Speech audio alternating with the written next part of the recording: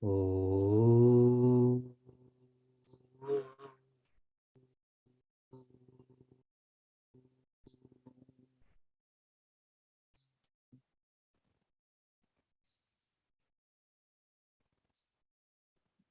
Oh.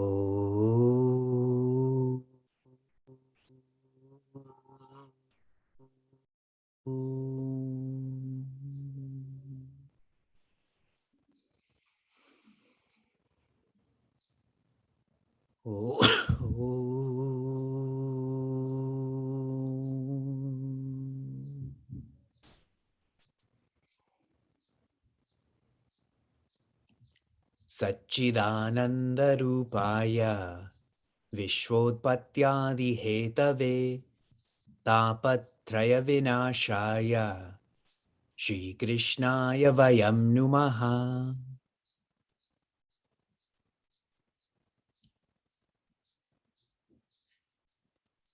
Janmadyasya yatonvayaditaratascharteshvabhignaswarat Tene Brahma Hridaya Adi Kavaye Muhyanti Yatsurayaha Tejo Vari Mridam Yatha Vinimayo Yatra Trisargo Mrisha Dhamna Svena Sada Nirasta Kuhakam Satyam Param Dhimahi Dharma Projita Ketavotra Paramo Nirmatsaranam Satam Vedyam Vastavamatra Vastu Shivadam Tapatrayon Mulanam Shrimad Bhagavate Mahamuni Krite Kim Va Parerishwaraha Sadyo Hridyavarudyate Trakritibihi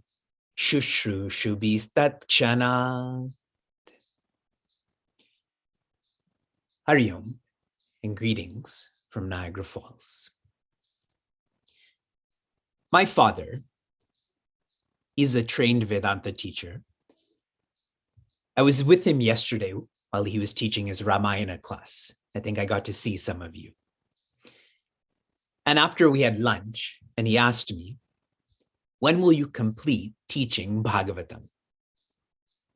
And I shared, most likely 4 years. We started in January of 2019. Most likely we will finish in December of 2022. Not that I'm in a rush to finish. We may take another year after that. For now, though, we begin preparing to celebrate 100 classes together. Today is our 99th class on Bhagavatam together. We've been together for 99 hours. So we have to prepare to celebrate 100. We celebrate so much with cricket, the least we can celebrate is with classes on Bhagavatam. Typically, Srimad Bhagavatam is known as a katha. Share with me in the chat, what word is katha typically defined as? Typically, a story, as you're sharing. However, I have been emphasizing that Srimad Bhagavatam is not a katha, it is a Purana. A Purana is that which is ancient yet applicable. There are many stories that we have heard in our lives as hearers that have no application to our life. Like, I don't know, if you grew up watching DuckTales and Scrooge McDuck is so rich, does that apply to your life? Or Harry Potter. And I know some of you are offended that I said that, but do you reflect on Harry Potter every day? Are you contemplating on the Philosopher's Stone? A Purana demands that one not be a hearer, but rather one must be a listener. In the Ramayana, the original teacher is Bhagavan Shiva. He had contemplated, he had felt Bhagavan Rama. And he was waiting to share this. And one day he found the original student, the ideal student, and that is Devi Parvati. That was the first exchange of the Ramayana. And Devi Parvati essentially asked, what makes me ready to listen to the Ramayana? And he shares with her that a listener must have 6 gunas or qualities. I am going to enlist these for you now, but this is going to be your swadhyaya. You have to score yourself in these 6 gunas or qualities. 1 is awful. 10 is awesome.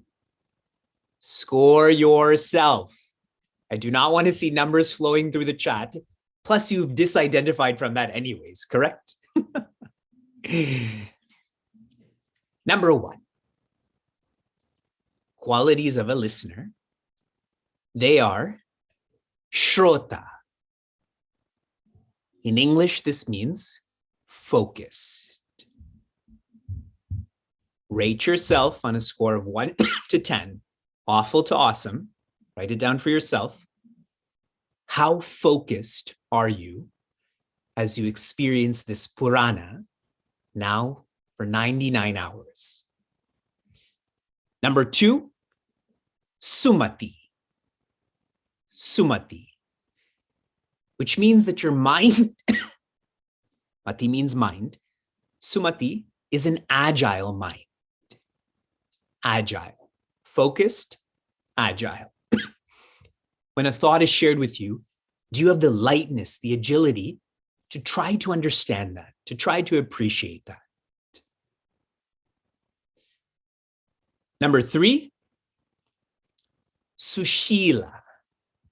Sushila, which means careful. Shila generally means good conduct. Sushila, their conduct is good because they're careful about what they say and how they act. Careful. Number 4, shuchi. Shuchi. Typically, this is defined as purity. I'm defining this as nobility. Sometimes definitions we get are too abstract. We don't know what to do with them. Nobility. How noble are your thoughts? And this is so beautiful. The more shuchi you are, the more sushila you will be, correct? The more sushila you are, the more shuchi you will be. Focused, agile, careful, noble. Number 5, rasika. Rasika, which means cheerful. A rasika is one who enjoys. So you're cheerful in being a listener. You're interested in what's being shared. And number 6, dasa. Dasa, which would be, we all know means being a servant. Here, I want you to feel this as being open. Open. When you listen to Srimad Bhagavatam, are you open to this applying to you? Can you develop virtues to become more of a dasi, a dasa? Has everyone identified these 6 qualities? These need to be in place for one to evolve from being a hearer of a story to a listener of a manual, a self-development manual. Now you can share your score. Out of 60, are you a hearer or are you a listener? I will take any number over 40 for you to be a listener.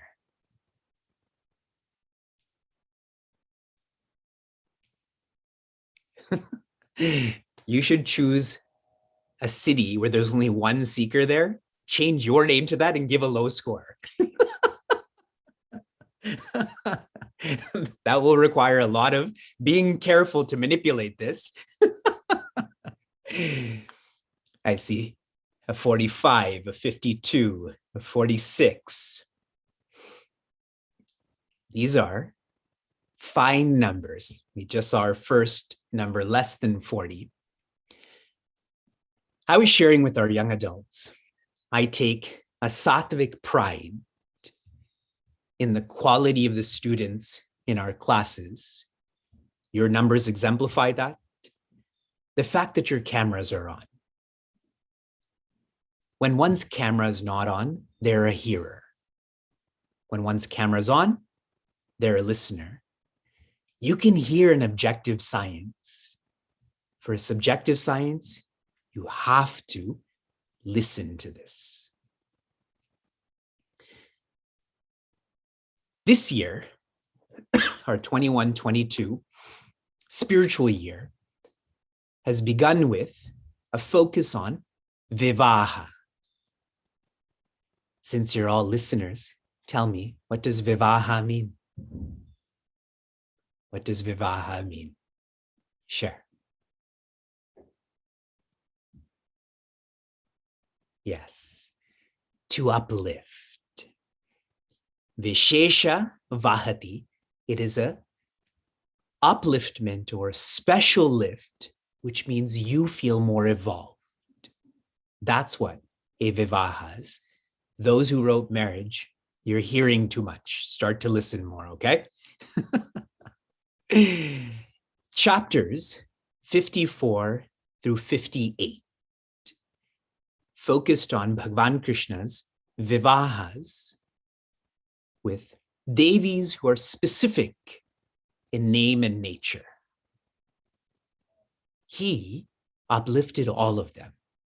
That's why we remember them, correct? Chapter 59 was Bhagavan Krishna's vivaha with devis, and this was general in nature. We don't know their names. We did explore their nature, that they're all seekers. They're all mumukshus. In chapter 60, just to solidify this whole teaching on vivaha, Bhagavan Krishna probes, provokes Devi Rukmini, sharing you made a mistake. Instead of me, Shishupal. And she reflects on this deeply and shares the most beautiful responses, indicating, again, that she's a seeker. For her, she's not a mumukshu. She is a mukta. She is free. So 54 to 60 completes a certain portion of Srimad Bhagavatam. Now, chapters 61 to 68, they're more of a katha than a purana. There's not a lot of content for us to reflect on. So I've been flowing through these fast. In chapter 61, we come to know about how grand Bhagavan Krishna's family is. 16,008 devis, and each of them had 10 children. So it was more like a city than a family. In chapter 62, how Bhagavan Krishna's son and grandson, Pradyumna, son, and grandson, Aniruddha is transported to be with Devi Usha. Do you remember her dreams and her friend who was drawing all of that out? So now they're together. In chapter 63, Bhagavan Krishna goes to save his grandson, Aniruddha, to bring him back to Dwaraka. But who stops him? Bhagavan Shiva. Bhagavan Krishna and Bhagavan Shiva, they're fighting with each other. And you have to envision this like brothers fighting with each other or children fighting with each other. Okay, don't take this seriously. Bhagavan Vishnu is more powerful than Bhagavan Shiva. That's what people do. My dad can beat up your dad. Please take this in the right spirit. And it's quite humorous. One of the details is Bhagavan Krishna shoots an arrow or a missile that makes Bhagavan Shiva dazed and then yawn and then sleep.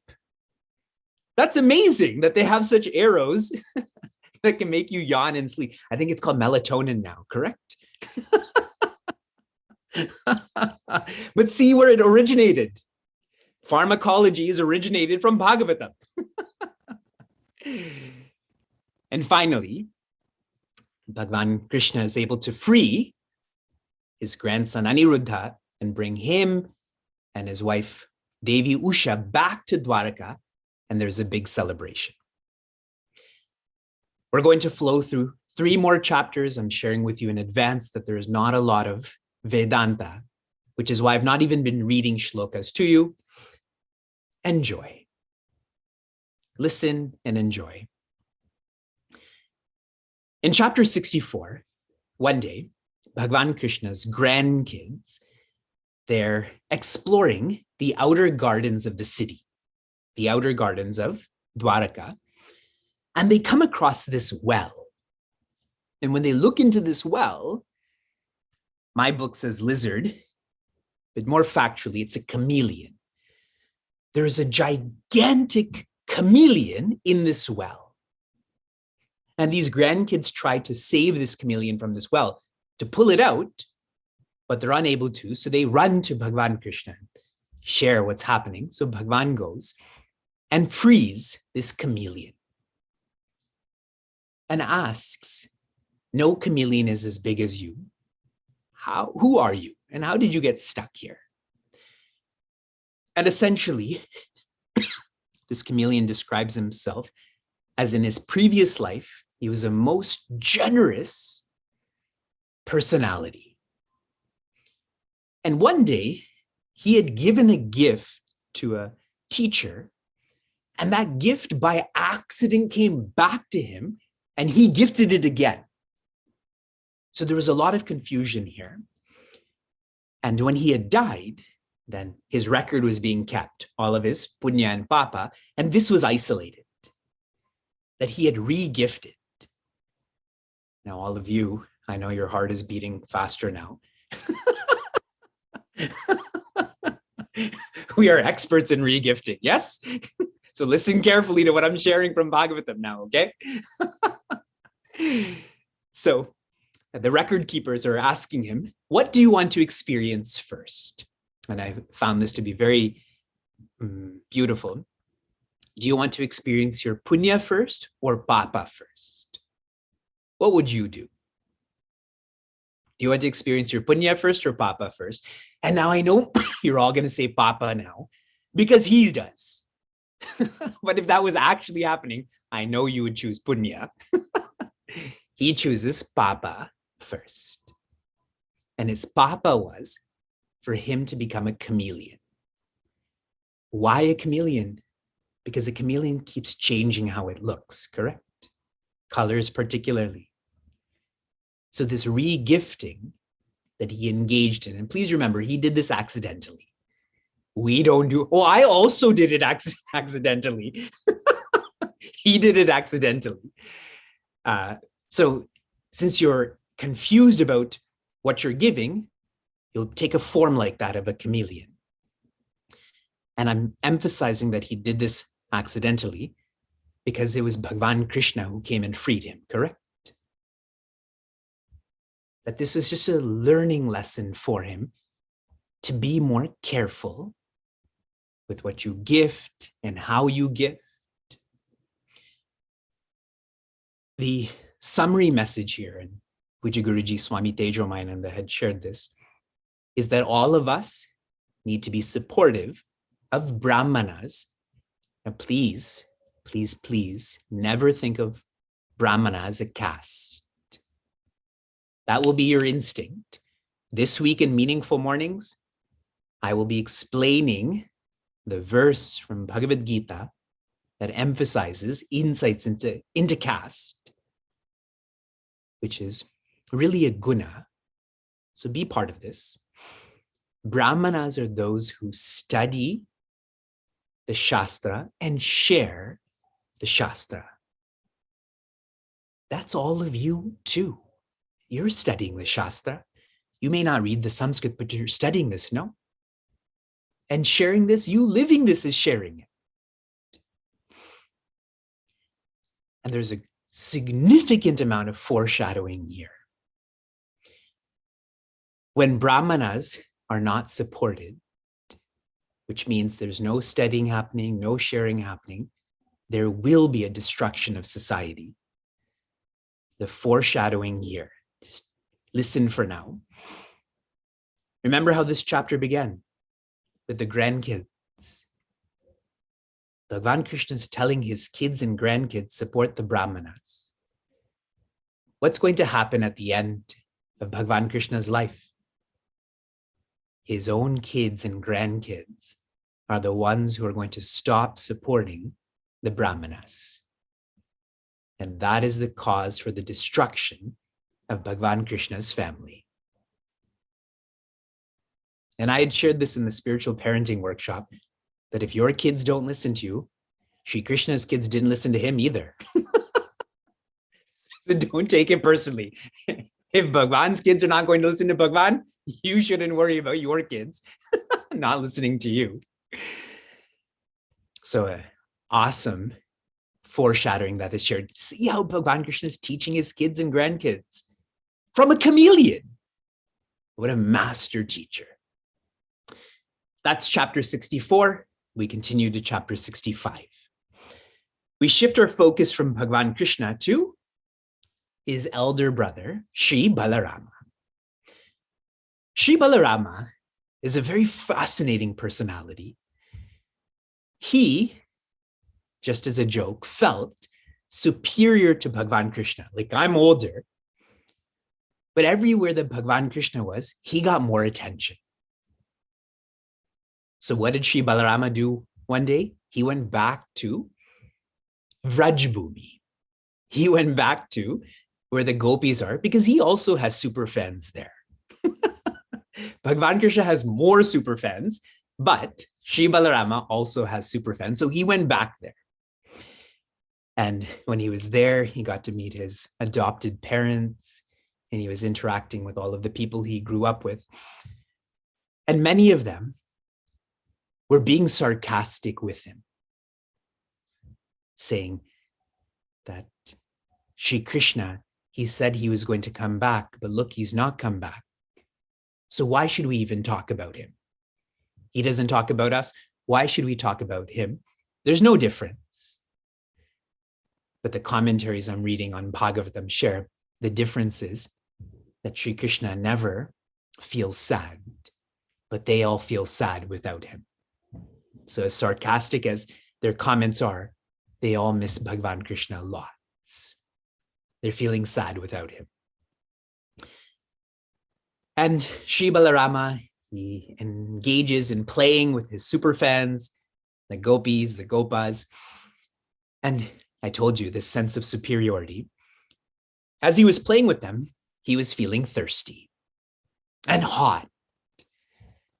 So he wanted the river Yamuna to be closer. So he told the river Yamuna, you come close to here so I can drink and I can play. And she didn't know who he was, so she disobeyed. So what does he take out then? Show me what Sri Balarama is always holding. He's holding his plow. And he starts to carve this path for this river Yamuna to come close to him, to drink and to play. And finally, the river Yamuna recognizes who he is, and that chapter ends. And a simple sentiment for all of us. There's not a lot of Vedanta. A simple sentiment is the creator can do anything to creation. The cause can do anything to the effect. Yes? So now how are we supposed to feel this? Whenever you feel an impossibility, understand and appreciate that the creator can make that possible. can change the course of a river, can change the course of our life. And one more chapter. This is a fun chapter because we're all in this chapter. Do you know what our name is in this chapter? It starts with a P. Please feel free to share. I think many of you know this name already. It's not legally in your birth certificate, but it's there.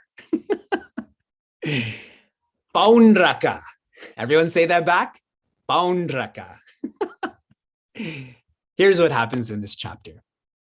There is a character. I can't even call him a personality, just a character, Paundraka. And he is surrounded by those who are ignorant. And these ignorant people, they're his ministers. Paundraka is as if a leader. They prompt him, they convince him that he is Bhagavan Krishna. Paundraka's this random character, and the people around him convince him that he is Bhagavan Krishna. It's almost like this class, no? I'm trying to convince you that you're Bhagavan Krishna, that you got married to him. And the commentary I read was sharing how it's like when children enthrone a certain child, you be the queen today and you be the king tomorrow. Imagine a child starts to believe that. They tell their parents, I'm the Rani. We'll only eat chocolate today. As parents, what will you do? Give me taxes back then. And so he starts to feel this. So he sends a message to Bhagavan Krishna, the Bhagavan Krishna, our Bhagavan Krishna, sharing, you are a fake. And all of your gear, the Sudarshan Chakra, Garuda, Devi Rukmini, etc., you have to return that back to me. You are the fake who took all of this. So now you have to return all of this back to me. And it's so hilarious when all of the people around Bhagavan Krishna are there to listen to this messenger. They all just start laughing. They're slapping each other in the back and falling off of their thrones. And then Bhagavan Krishna says, okay, I shall. So they all gather and go to where Paundraka is. And when they see Paundraka, he says, okay, I'm giving my weapons back.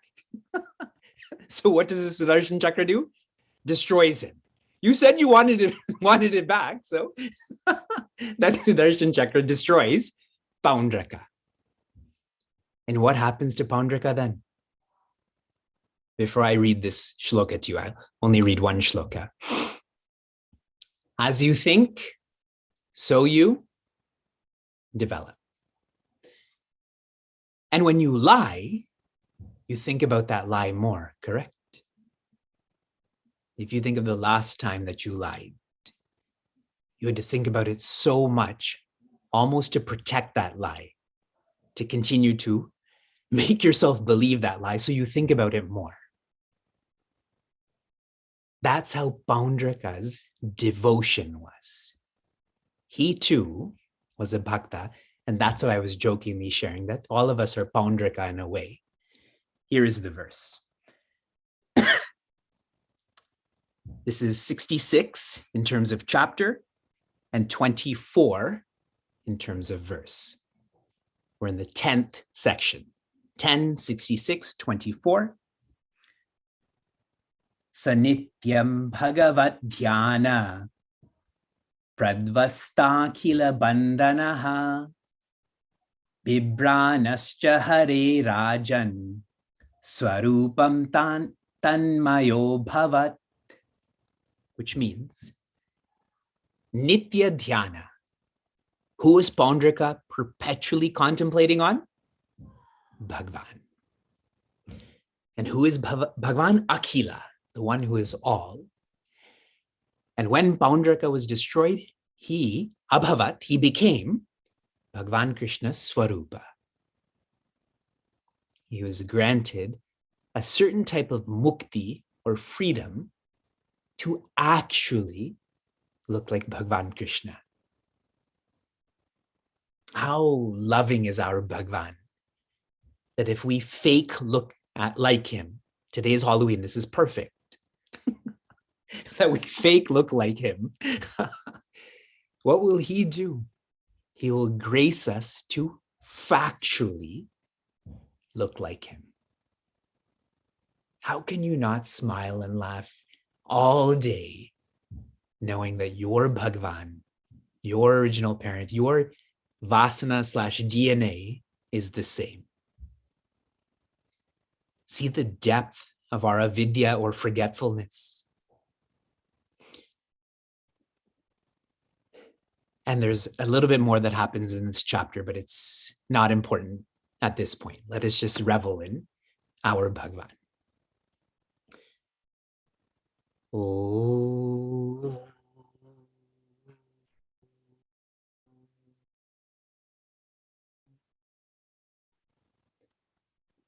Narayana.